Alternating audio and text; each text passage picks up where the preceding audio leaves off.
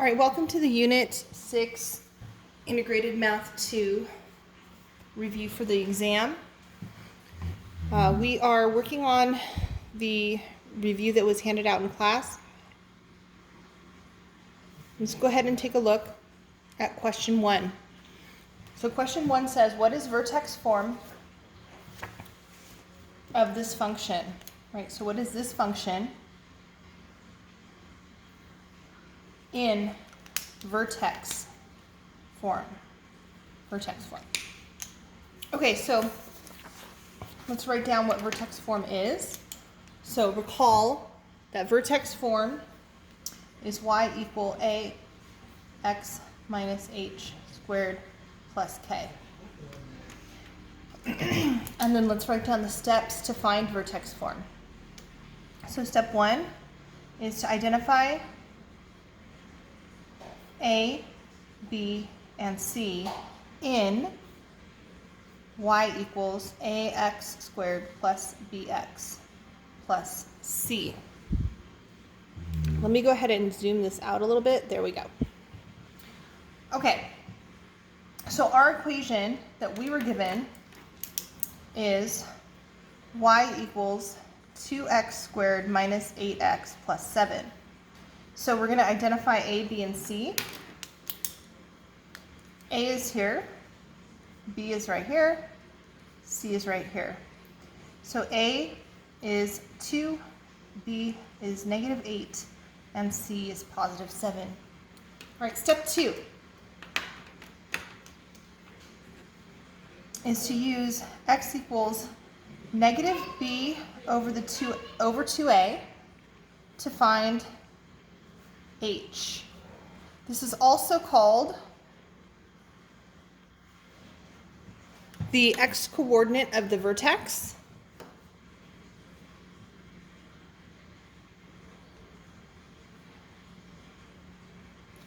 And the x equals whatever value we get here is called the axis of symmetry. So this provides us with two different pieces of information. It gives us h, which is also the x-coordinate of the vertex, and it also gives us the axis of symmetry. So we're going to substitute these values into x equals negative b over 2a, and b was negative 8, a was 2. Watch your signs. This becomes positive 8 over 4. 8 divided by 4 is 2. So now I know that h, comma k is 2, comma something. So to find that something, step 3 is to substitute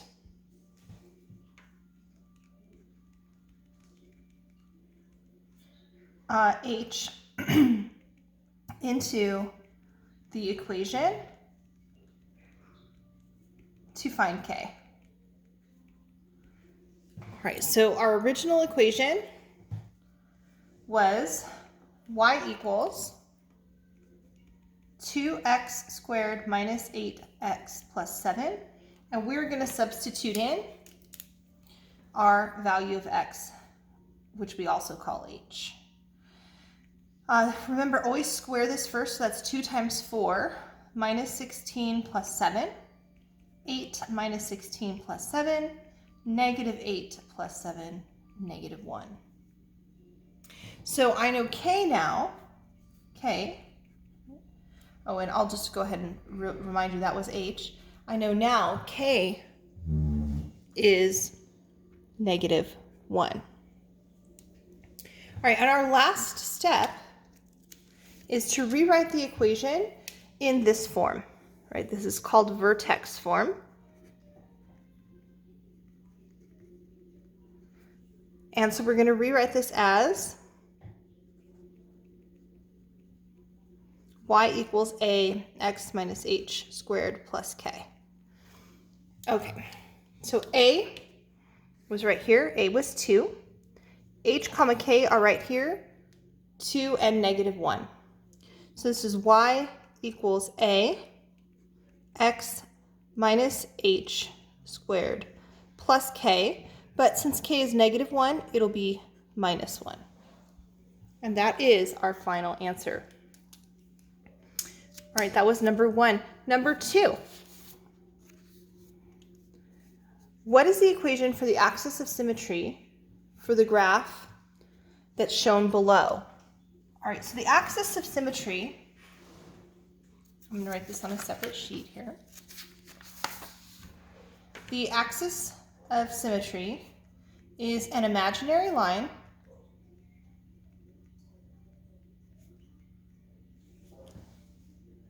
dividing a parabola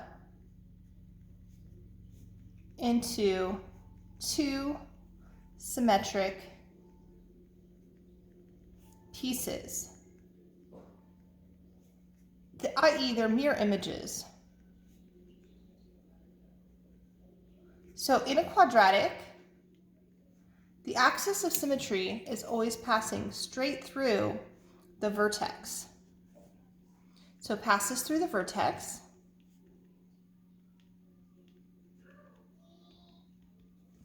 And we can find it if we have an equation, right? We can find the axis of symmetry using x equals -b over 2a. This is my axis of symmetry right here. However, if we're given a graph, we can simply look at the graph, which is what we were given.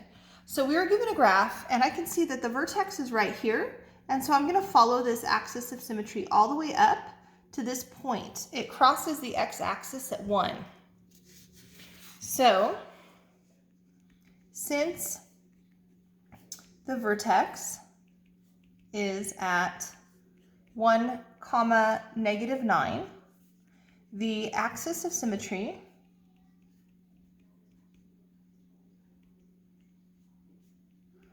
is the x-coordinate of the vertex,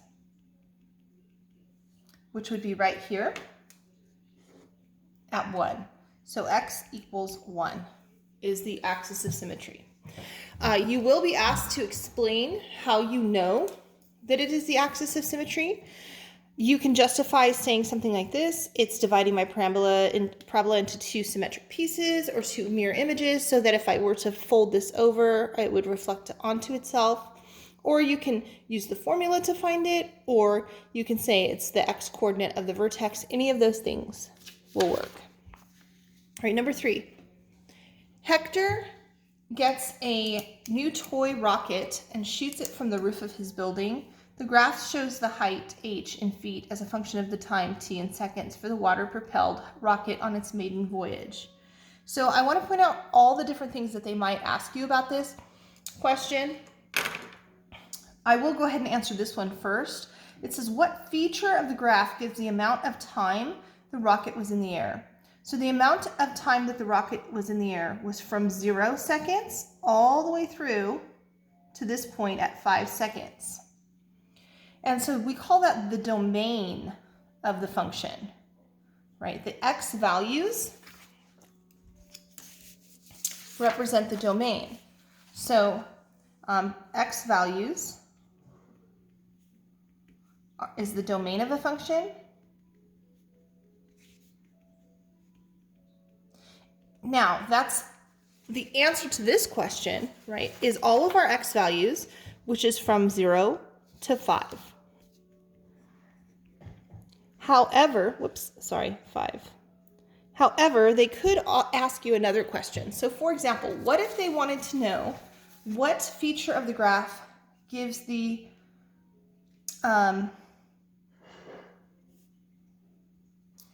values of the height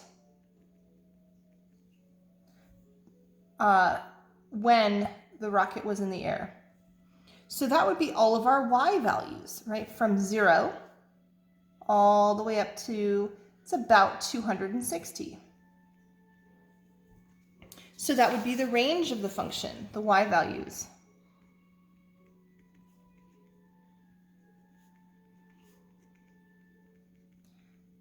Which would be from, again, 0 to about 260. Okay, another thing that they might ask you at what point would you find the maximum height? The maximum height happens right here at about 260 feet. That would be the vertex.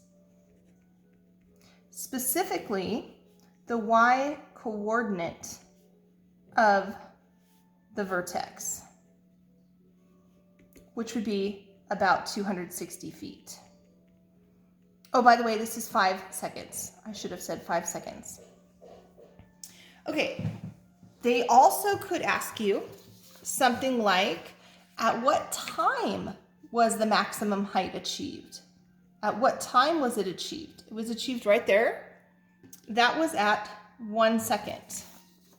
So they could ask you, what time did it reach the max height?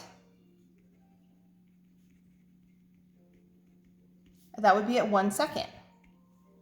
They could also ask you for the at what time what feature of the graph gives the value of which the time was, for example, 4 seconds. And that would be right here, right at this point. They could ask you when the rocket begins to decline. It begins to decline after 1 second. They could ask you, for example, what value does represents when what feature of the graph represents when the rocket hit the ground. That would be right here. That would be the x-intercept. So I'll write that down, right? What feature represents the time at which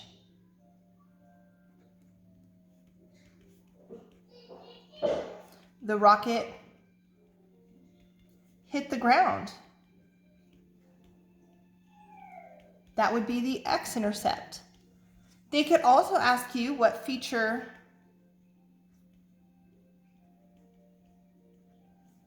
represents the initial height. What feature represents the initial height? That would be right here. That would be the y-intercept. And so on and so forth. So please be prepared to answer any questions that they might ask you about a graph like that. All right, let's move on to number 4. Given this function, g of x equals x minus 2 quantity squared plus or minus 3, how can g of x be described as a transformation of the parent function? All right, so to do this, let's first identify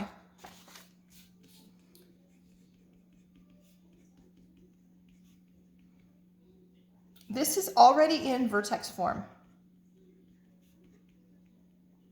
So we don't have to change it to the vertex form to see what has happened, but we do need to identify, so 1, identify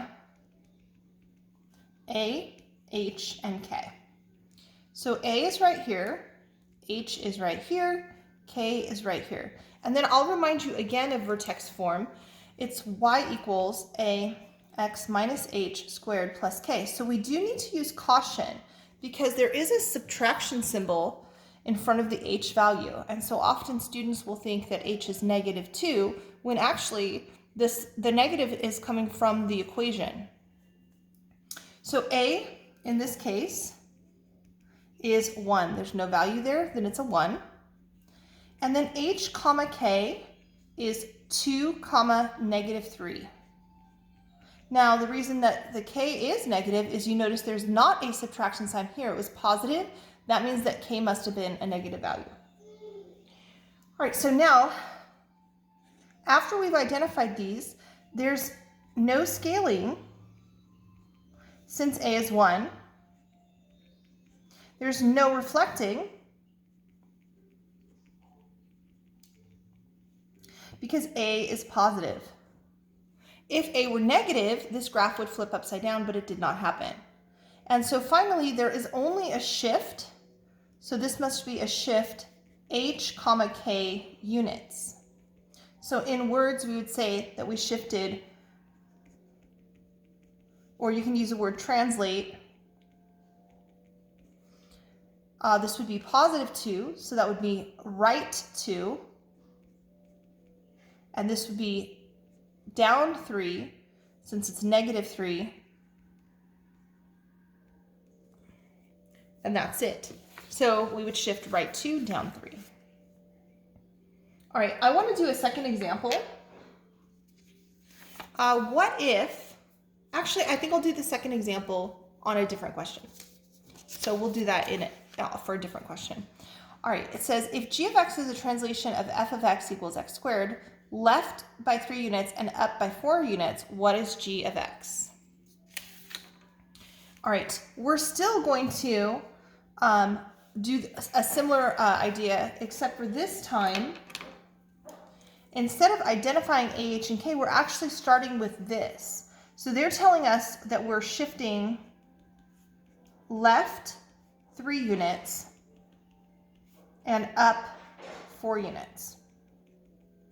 So the left or right shift is our H value, and the up or down shift is our K value. Shifting to the left means that H was negative, and shifting up means that K was positive. And so this means that H is negative 3 and K is positive 4. Now that I've identified H and K, I'll write it in vertex form, which is right here. So it would be y equals A. Well, they didn't say anything about A changing, so A is still 1. X minus H squared plus K. Oops, plus K, which is 4. Now, what happens here, do you see that this is going to change sign? So this goes back to reiterating that when they give you a sign or an H value here, it's always going to look like it was the opposite sign. So we'll rewrite this with the g of x equals, this becomes x plus 3 squared and then plus 4. So again, our H was still, it was a negative, but the sign will appear to be positive. Okay. It says the graph of the parent function, f of x, which is right here, and its transformation, g of x, are shown. Describe the transformation. Okay, so when we describe the transformation, the first thing we should look for is the new function the same width as the original function? So I'm checking for A first. So 1, find A. So to do that, I'm going to go ahead and investigate this graph. It looks like at my vertex, what would normally have happened on the parent is I would move over 1, up 1 in both directions. So over 1 in both directions, up 1. And then when I move over 2, if I square that value, I'll get 4. And so I'm going to investigate if that happened here. If I move away from my vertex, the first thing I notice is that I won't move upward at all. So this tells me that A was negative because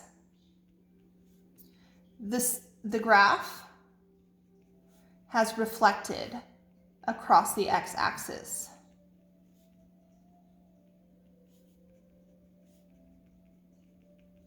All right, so A is negative something. The second thing I'll do now is to investigate, other than being negative, so I'm going to flip this guy upside down, other than being negative, did A scale the graph at all? It does look narrower, so I can see that there has been a scale, but I need to know by how much. Normally I would move out 1 on each direction and move up 1, which didn't happen. Instead, to get to my graph, if I move out 1 in each direction, I have to move up 1, 2, 3 units to get to my graph. So I'm thinking that A is 3, but I'm going to verify this by moving out 2 units. Now remember, if I move out 2 units, I should be moving up 4.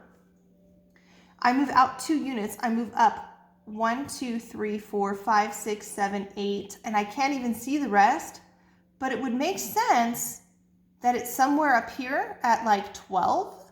So I do indeed believe that A was 3 because rather than moving out 1 up 1, I moved out 1 and up 3. So it's 3 times larger. And so A was actually negative 3. Negative because of the reflection, and 3.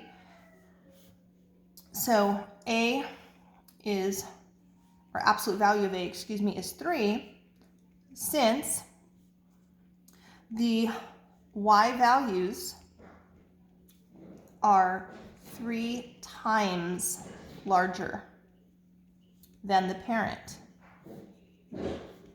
Okay, now that we've found A, we're going to find H and K. So remember, H will shift us left or right, and K will shift us up and down.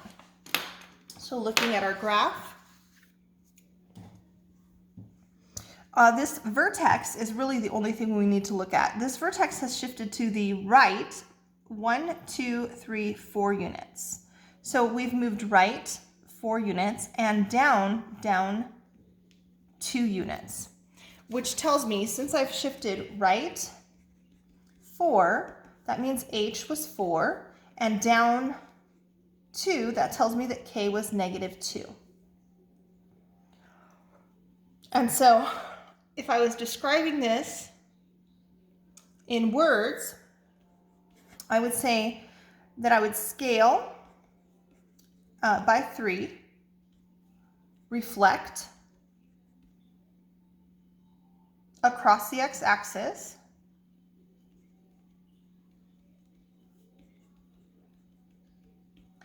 and shift right 4, down 2.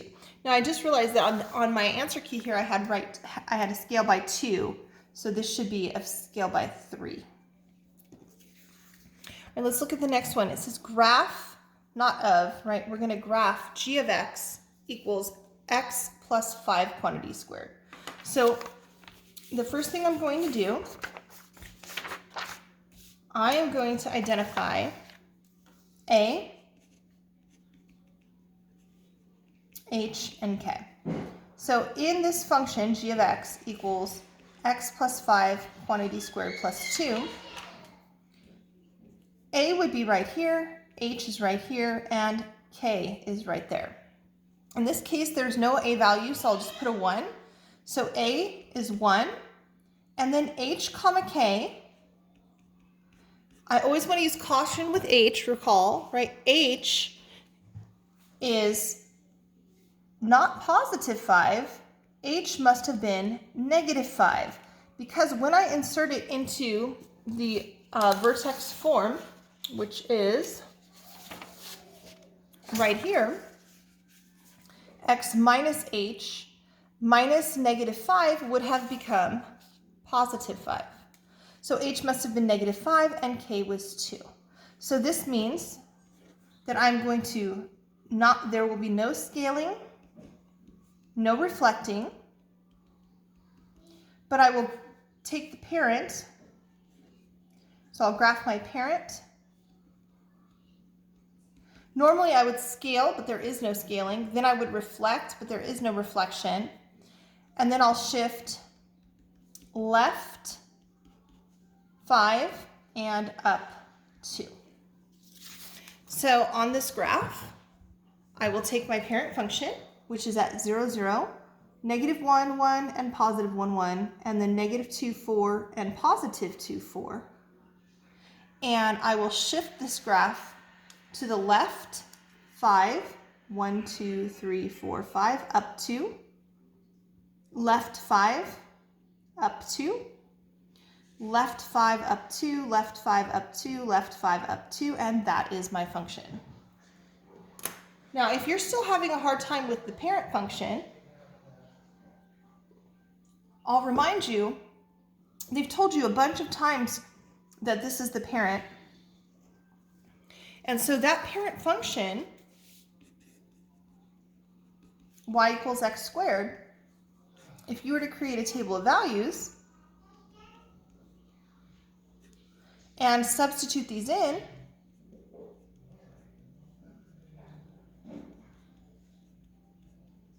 you will get the same output every single time. Some students ask me why I'm picking these values. Well, I know the parent starts off at 0, 0. That's the origin, right? Starts off at the origin. So I would want to pick 2 values to the left and 2 values to the right to graph.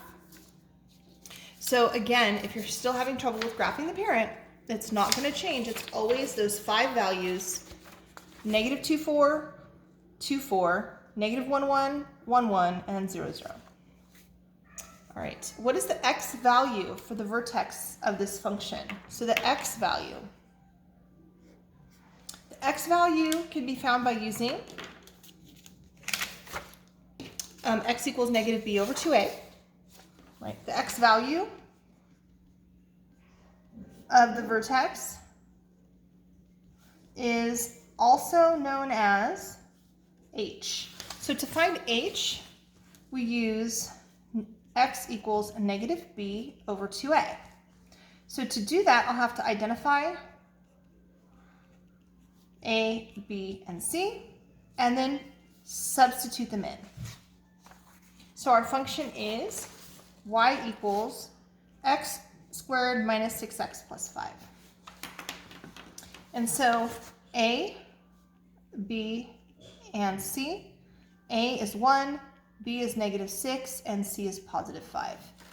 And so now sub them into this formula, negative b over 2a. Use caution, right, with negatives. That's going to become 6 over 2, which is 3. So x is 3, or you could say h is 3. All right, number 9. Owen has a new glider toy. And he launches it from the balcony of his house. The graph shows the height in feet as a function of the time in t seconds. I'm actually not going to go over this one too much because I went over so much of the previous one. It says what feature of the graph gives the height of the glider at its highest point, meaning the max point right here, which is the y coordinate of the vertex at about 260 feet. Because I went into such detail on this previously, we're not going to go over it too much. All right, let's look at number 10. It says Cooldown has produced a new water system for the profit P in dollars for their new system as a function of the number of sales, S. When P is negative, the product is losing money for the company. The company makes an initial investment of $10,000. What point on the graph shows the least number of sales required for them to earn back its initial investment? I'm going to go over the many ways this question could change. So I'm not going to write too much, but I'm going to try to speak slowly if I can here. So right here, this point, our y-intercept, that is the initial investment. So initial investment is the y-intercept. These 2 points, right, this point and this point, these are called your x-intercepts. And what those represent in words, right here, this area is where the company is making money, but they have not yet made a profit. So they're making money, but no profit.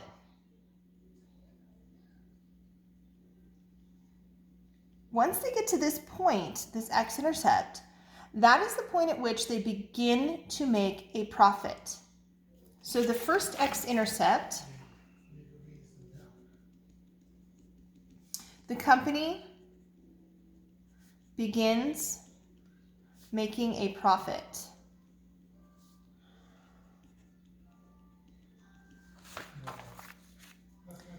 The entire time from here to here, the product is making money, but it's only from here to here that they begin making a profit. So from this point to this point, they're making both money and a profit. After this point, the maximum profit is hit. So at the vertex, the maximum profit is reached. After this point, right, so all the way up, all of this area right here, the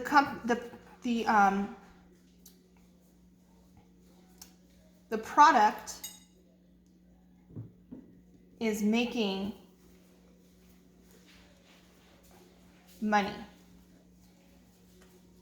But it's only after this point, which is at S equals 50 sales, right, at S equals 50 sales, that they begin making a profit. And then after this point on the graph, after this point, the product is no longer making money. The product is actually now losing money. They're beginning to lose their profit right here. So they're losing money and profit. And at this point, they've lost all of their profit, so now they're only losing money. And I think that's about everything I can say about this graph, right? So if they were to ask you the question, when does the product begin losing money for the company? The product begins losing money right here. Now, if they say, where does the product begin losing profit? It begins losing profit after 250 sales. I'm sorry, it begins losing, it begins losing their money at this point, right? It's starting to decline, and from this point on, now they've lost all of their profit.